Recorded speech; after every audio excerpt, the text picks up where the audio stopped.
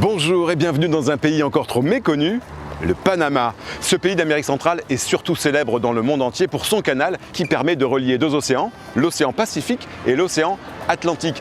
Ici, chaque jour, des dizaines de bateaux empruntent ce canal pour traverser cet isthme et ainsi contourner le continent latino-américain. Mais le Panama connaît bien d'autres trésors et un lien particulier avec la France et la francophonie que des Panaméens amoureux de la langue française vont vous faire découvrir.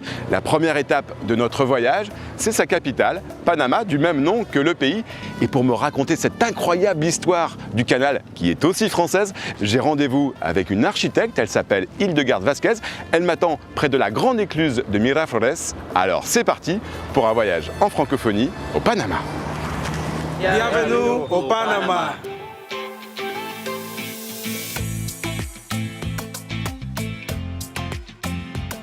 Quand Hildegarde était petite, elle passait ses vacances en Suisse. C'est là qu'elle a appris le français. Sa maman est suisse-allemande et elle inscrit Hildegarde dans une école de français au Panama. Elle part ensuite faire ses études d'architecture aux États-Unis et revient dans son pays vivre de sa passion, rénover les immeubles du quartier du Casco, le centre historique de Panama. Elle s'investit aussi dans l'histoire de son pays en devenant la présidente du musée du canal, installé dans le même immeuble que celui de la compagnie créée par les Français pour construire le canal il y a 140 ans.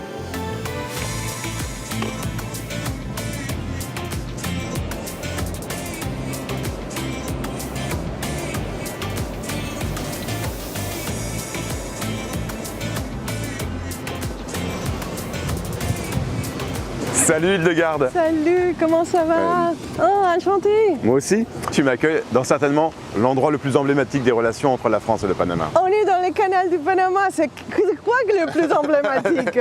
C'est le plus visité touristiquement, c'est le cœur politique, économique et touristique de Panama. L'histoire du canal, c'est une histoire qui date de 5 siècles en fait. C'est une histoire qui commence avec Charles V d'Espagne en 1734. Il a fait des études pour voir s'il pouvait faire un canal ici au Panama. Ils ont fermé le livre, ils se sont dit ça c'est pas possible.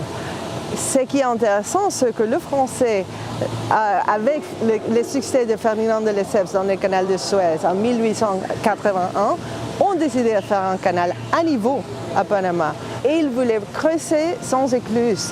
C'est ce qu'il fallait faire, des explosions, des excavations. Ils n'ont pas considéré les tropiques, la maladie.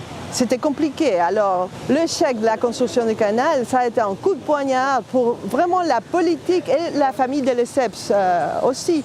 Et il y a beaucoup de Français qui ont perdu beaucoup d'argent dans la construction du canal. Il y a eu beaucoup de morts pendant la construction de ce canal.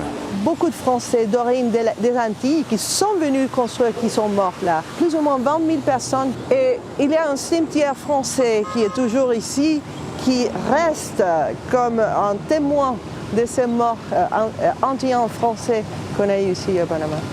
Après l'échec français, ce sont les Américains, avec l'ingénieur Stevens, qui a changé la manière de penser le canal. Il a fait le lac Gatun. Le lac Gatun, c'est un lac artificiel fait par l'homme qui reste le plus haut. On monte les écluses jusqu'au lac et on descend jusqu'au Pacifique ou l'Atlantique, parce que la route, c'est de deux manières. Des bateaux comme celui-ci, Hildegarde, il y en a combien qui passent par jour? Il y a plus ou moins 300 bateaux qui passent par jour et c'est un croisage de 80 km du Pacifique à l'Atlantique. Le canal a été très longtemps américain, alors aujourd'hui les Panaméens, qu'est-ce qu'ils représentent pour le Panama? Le Panama a lutté pendant 100 ans pour avoir le canal. Alors en 1999, le 31 décembre, le canal et ses territoires et tous ces bâtiments ont passé au contrôle panaméen. Le Panama et le canal, c'est un. L'histoire du canal, c'est pas seulement le passage des bateaux par ici, c'est l'histoire aussi des luttes panaméennes pour avoir le canal. Donc c'est important de connaître l'autre part de l'histoire du canal.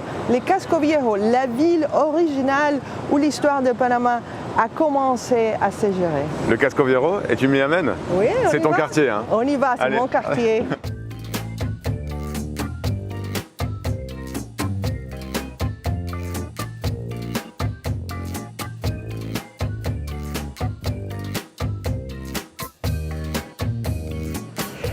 Ici, On est dans la place majeure. C'était la place où l'activité commerciale, économique, religieuse, tout ça s'est passé ici dans la place. Ce qui est intéressant, vous voyez la cathédrale qui est juste derrière, la mairie, le bûcher du canal qui était le site de la compagnie du canal interoceanique, l'hôtel central, l'archevêché, le plus proche que vous habitiez de la place majeure, le plus d'argent que vous aviez et plus d'honneur que c'était. Tout ça fait la place majeure le centre de la ville. C'est le cœur de Panama City. C'était ici dans l'époque coloniale où on vraiment gérait Panama. Ce n'est pas le cœur d'aujourd'hui. Le cœur est à notre part, le centre bancaire. C'est beau.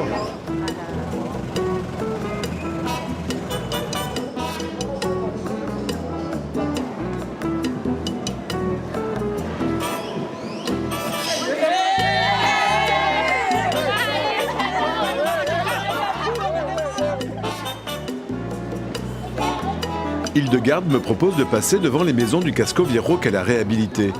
Au détour d'une rue, elle veut me montrer l'influence de l'architecture française dans le quartier.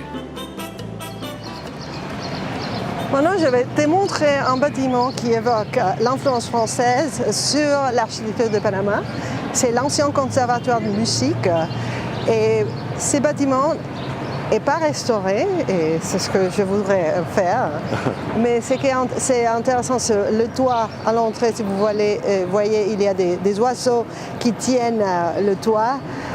Il y a la fenêtre qui est oblongue, juste au-dessus. Tout ça, c'est d'origine française, mais mis dans une condition panaméenne. Donc en fait, ce bâtiment, c'est un héritage de la présence française lors de la construction du canal. Ça vient de la construction du canal, les travaux de l'ESSEP. C'est l'histoire de cette présence et héritage français qui est resté au Panama et qu'on peut voir dans l'architecture. Je pense que l'histoire française panaméenne, on ne peut pas parler de ça sans parler de l'histoire d'architecture. Donc on a un bâtiment qui parle dans la structure de cette histoire française et que vous pouvez voir partout dans les quartiers anciens.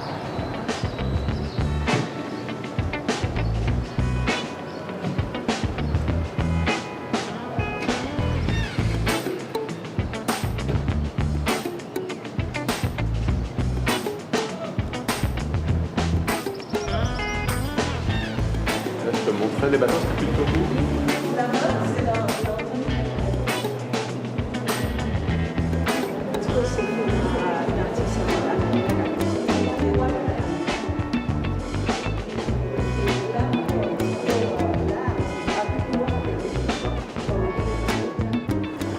Ah oui, c'est très beau ici, Hildegarde. Ah oui. C'est toi qui as tout fait? Oui, c'est moi qui ai tout fait. C'est l'American Trade Hotel. Ça fait déjà des années qu'on a fait. Et pour moi, c'est une des mes pièces d'architecture les plus importantes. C'était un bâtiment qui a été abandonné pendant plusieurs ans. Et puis le refaire avec la tendresse qu'il en a besoin, c'était beaucoup de travail. Où est-ce que tu trouves ton inspiration? Pour ces bâtiments-ci, c'est l'architecture du colonialisme américain, le Panama, la sensation qu'on est dans les tropiques, mais d'une manière moderne. Et je voulais vraiment raconter l'histoire du Panama, de l'histoire du canal, de l'histoire des luttes du canal, mais aussi de l'histoire de ce que peut être l'architecture tropicale panaméenne. Donc l'architecture est un moyen de valoriser le Panama? Totalement. Si on n'a pas l'architecture qui raconte l'histoire comme il faut être racontée, et les gens ne vont pas comprendre Panama. Tout le monde parle des Panama Papers et tout le monde pense que Panama, c'est les Panama Papers, c'est les services des drogues et tout ça. Non, ça c'est pas Panama. Panama, c'est ça. C'est les tropiques à son expression maximale. C'est la sensation même que vous avez de soleil, la sensation qu'on a quand ça brûle. Ça, c'est Panama. Et on peut raconter cette histoire avec l'architecture.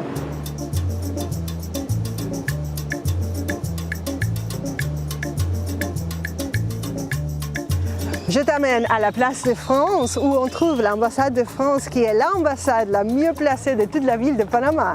Ça, elle est en plein centre de la ville. Oui.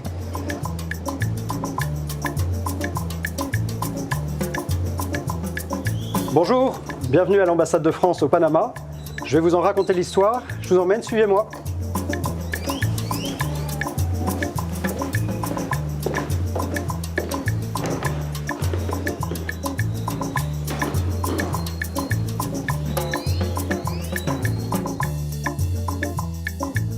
« 1915, c'est une date importante. Pourquoi? Le Panama vient d'achever la construction du canal de Panama. Personne ne s'est occupé de l'inauguration, c'est le début de la Première Guerre mondiale, indifférence générale. C'est néanmoins un canal qui a été percé par les Américains, mais sur l'initiative de Lesseps. Et donc nous avons un lien très étroit, très profond. L'identité de Panama est liée au canal et donc liée à l'initiative française de Ferdinand Lesseps. Et on parle de l'effort français, l'esfuerzo francés. Et donc nous avons le souhait de développer des relations diplomatiques avec ce nouveau pays qui relie les deux océans. Et donc nous construisons une ambassade qui soit à la hauteur.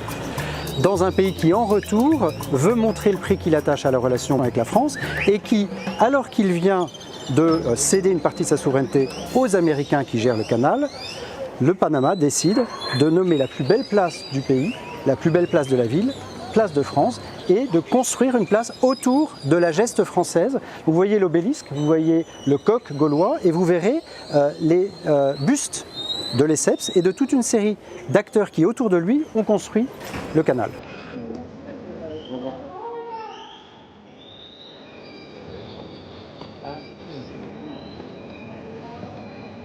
Alors vous vous retrouvez ici, au cœur de la place de France. C'est un lieu parmi les plus touristiques, les plus populaires, les plus prisés des Panaméens.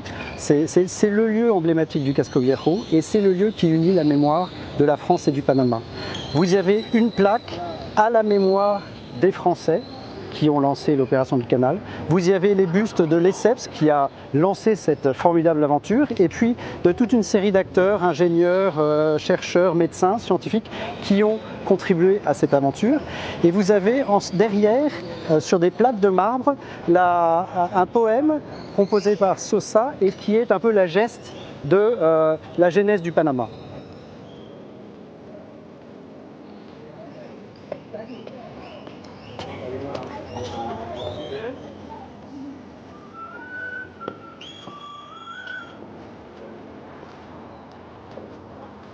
Il ne s'agit pas simplement d'entretenir un patrimoine et une pièce de musée, il s'agit de s'enraciner dans l'histoire, ça c'est sûr, mais pour regarder ensemble, et on est de plus en plus main dans la main avec le Panama, pour effectivement un grand pays, un pays plus petit mais stratégique compte tenu de son positionnement géopolitique, compte tenu du canal, de son rôle de hub, qui travaille main dans la main dans cette globalisation de demain.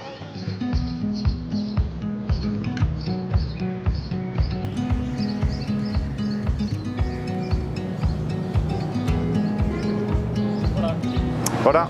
Hola. Il fait très chaud à Panama City. Ben, j'ai une solution. Un Panama hat. Ah ben, venir au Panama sans un Panama, C'est pas être à Panama. c'est pas possible. Hola. Hola, ¿cómo está? Mi amigo quiere un Panama hat. ¿Qué le puedes ofrecer? Ah, gracias. Non, ça marche pas. Non? Il faut arranger. Ah. C'est pas comme ça. Il Pas faut comme donner ça. à lui. Ok. Arréglaselo. La parte de atrás siempre va hacia arriba y la parte delantera hacia abajo. Es acá, la parte de atrás se penetrará. Parfait. Gracias. Ah, voilà. Donc le Panama vient du Panama. Non, ça vient pas du Panama, ça vient de l'Équateur. Quand Roosevelt est venu à l'inauguration du canal, il a mis un Panama hat qui utilisait les ouvriers du canal. Et voilà, les photos internationales qui sont sorties de Roosevelt avec le chapeau l'ont mis à la mode. À Paris, ils ont vu le chapeau et dit « Ah non, je veux aussi un Panama hat ». Et puis c'est comme ça qu'on pense que le Panama hat vient du Panama. Et c'est pour ça? Qu'on dit que Paris, c'est Paname. Incroyable, non? On est bien avec son chapeau. Ouais, Hein? c'est pas mal. C'est hein? pas mal. Mais avec ce chapeau, tu as juste vu le Panama colonial, tu n'as pas vu le Panama moderne. Avec ses gratte-ciel. Il faut t'amener. Eh ben on y va. Ah, on y va?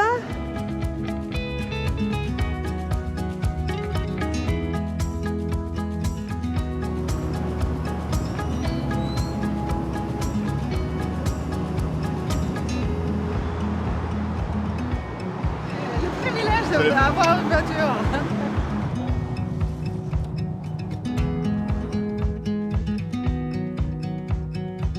C'est pas mal, hein? On est plutôt très bien.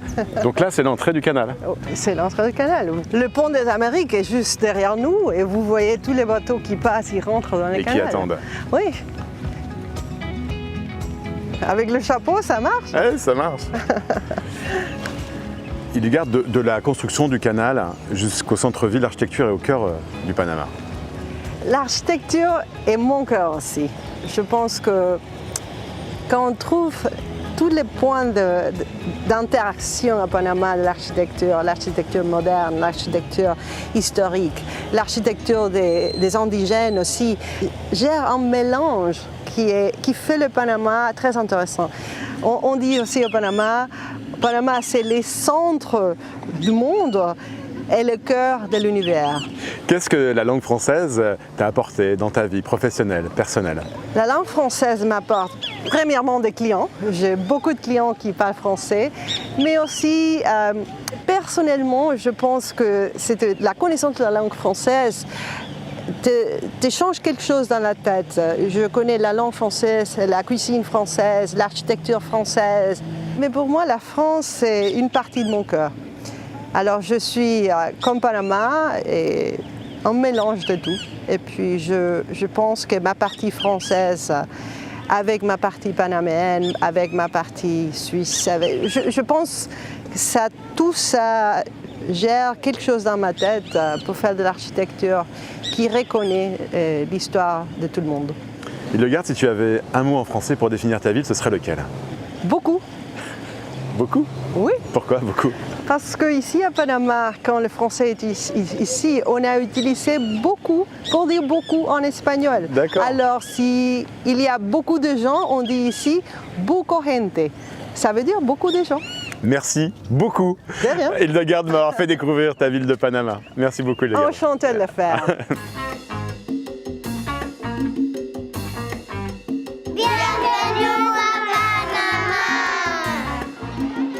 Quand on parle de francophonie au Panama, le lycée français est incontournable. 640 élèves de 48 nationalités y suivent une scolarité en français dans les tout nouveaux locaux de cet établissement qui fait partie du réseau de l'Agence pour l'enseignement français à l'étranger. Pour le proviseur, la mission du lycée est simple. Ce qui est important ici, c'est l'épanouissement des enfants, que chacun arrive à trouver sa place, quelle que soit son origine, sa langue d'origine, sa langue maternelle, et lui donner toutes les valeurs pour pouvoir être un citoyen responsable de demain. L'éducation filles-garçons, l'égalité homme-femme, la laïcité, donc tout ça c'est des valeurs fortes qui apparaissent dans le projet d'établissement. Et au-delà de ça, le respect de l'environnement, la biodiversité, le développement durable. Donc on a un projet d'établissement qui est bâti autour de ça. L'océan. Vu du dessus, sa biodiversité est très floue. Mais une fois à l'intérieur, on voit que nous sommes bien les ravageurs. Le développement durable est en effet l'une des priorités du lycée. Marina, la professeure d'art plastique, a mobilisé toutes les classes pour créer un projet collectif autour de la préservation des océans. Panama, elle est tout autour des océans, alors on doit protéger et créer aussi la conscience sur nos élèves. On travaille avec des matériels recyclés, on est allé à la plage, on a ramassé des déchets, on a vu toutes les choses qu'on peut trouver et à partir de ça, on a fait des différentes productions artistiques. On va coller les poissons sur les murs. Et ainsi, on va avoir cette vague de couleurs dans notre mur de la bibliothèque. J'aime bien faire cet atelier artistique et écologique car c'est beaucoup la planète. Et on a vraiment besoin d'aider les poissons, les animaux marins. Si on fait nous seuls, je ne crois pas que ça va être très joyeux. On a besoin de beaucoup de personnes pour faire ça. Ce que j'aime le plus dans le lycée, c'est pouvoir faire plusieurs choses différentes, aussi sur la culture qu'on apprend dans le lycée.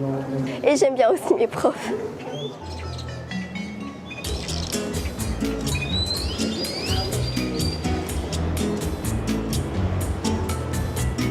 Hélène Redbart arrive en 1969 au Panama avec son mari hollandais pour représenter la maison Dior.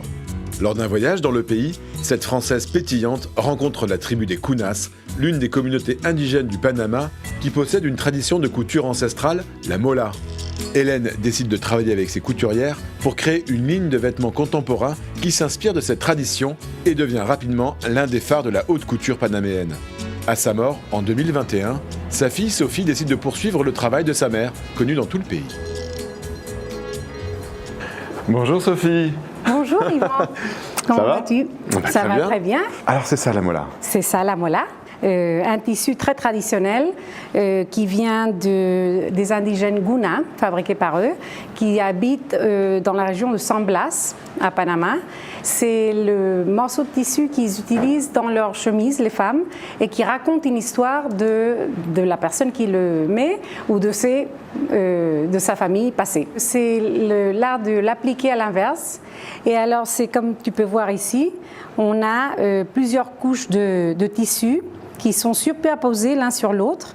Et alors, ils coupent les dessins sur chaque couche et ils commencent à border en faisant que toutes les couleurs de tous les tissus ressortent sur la mola. Ma mère, qui était peintre, artiste française, elle a pris la technique de la mola pour recréer ses dessins et ses peintures. Par exemple, ça, c'est des peintures qu'elle faisait pour avoir des dessins comme ça beaucoup plus fins et beaucoup plus définis. Et donc, vous avez des femmes indigènes qui travaillent dans vos ateliers? Tous les jours, on a des femmes qui viennent ici et travaillent sur place pour recréer les dessins qu'on leur donne pour différentes pièces. Tu me montres? Bien sûr, allez, on y va. Je te suis. Hola, hola. Bonjour. A ver, bon, voilà, ça c'est deux femmes de San Blas qui cousent, tu vois. Là, elle fait la technique. Elle est en train de faire des papillons. D'accord. Voilà, alors elle coud à l'envers et à l'endroit. Et comme je te racontais, tu te souviens qu'elle portait une histoire. Oui, tout à fait. Mais hace un poco, levanta un segundito. Comme tu peux voir, là, elle est habillée traditionnellement. Et alors, la partie d'ici raconte une histoire et c'est l'habit typique des Guna qui habitent à San Blas. Et qu'est-ce que ça représente? ¿Qué representa? Son... Bueno, un pelícano está alrededor de una mariposa. Alors, c'est un pélican et un papillon. C'est ce qu'elle aime. Et alors, elle a représenté les choses qu'elle aime. Pour toi, c'est important que ces femmes indigènes travaillent dans ton atelier? C'est des femmes que, beaucoup de fois, elles sont seules à la maison. Et c'est une manière de leur donner du travail. Et de pouvoir élever cet art qu'elle porte et qui est partie de sa culture, l'élever au niveau d'art, pour maman était très très important et pouvoir continuer avec ce légat. En fait, ces vêtements en mola, c'est un peu l'histoire du Panama. Et l'histoire de Panama, la culture de Panama, les racines de Panama, puisque ils étaient ici avant les Espagnols, avant beaucoup de tous qui sont arrivés après. Bon. Alors Yvan, maintenant je veux te montrer deux pièces. Une fois par an, on va faire des collaborations avec des designers jeunes de Panama. À ce cas-là, c'est la première capsule qu'on a fait avec Andrea Sosa, une designer de Panama. Et comme tu veux voir ici, on retrouve encore la mola. Même de ce côté-là, c'est des dessins de mola que maman avait créés pour avoir ses collections. Et je voudrais que tu essayes ça. Ah, magnifique, et avec le Panama. Pour prendre une photo avec le Panama et on se retrouve dehors. Elle est magnifique cette chemise. On se retrouve dans le jardin. Dans le jardin, on se hop, je mets ça tout de suite. Merci. Et voilà Sophie. Oh, superbe! Est-ce que j'ai pas l'air d'un vrai Panaméen? Un très chic Panaméen.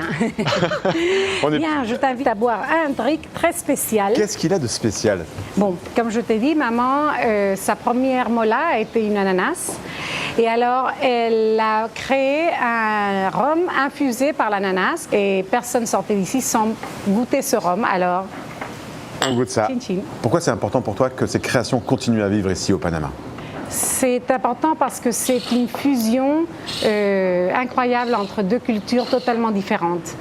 Tout le savoir-faire, la culture, l'art français avec la partie indigène qui vient avec tellement d'histoire et pouvoir fusionner ces deux cultures, c'était vraiment une manière magistrale qu'elle a fait. Tu es panaméenne, tu parles parfaitement le français. Qu'est-ce que cette langue t'a apporté dans ta vie? Je suis personne sans le français et voilà, ça fait aussi...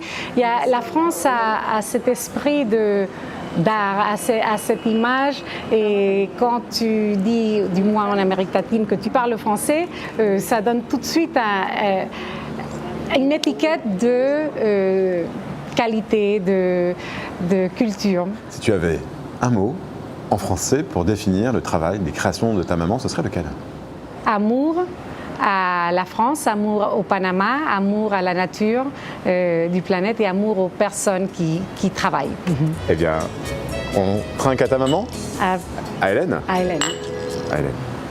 Y yo que te entregué mi vida, mis secretos, mis colores, toda mi existencia. Voilà, j'espère que cette découverte de la ville de Panama vous a plu. Mais le voyage en francophonie ne s'arrête pas ici. Je vous donne rendez-vous très prochainement pour la suite de notre voyage sur les routes du Panama à la découverte des richesses insoupçonnées et méconnues de ce merveilleux pays. Adios, hasta luego.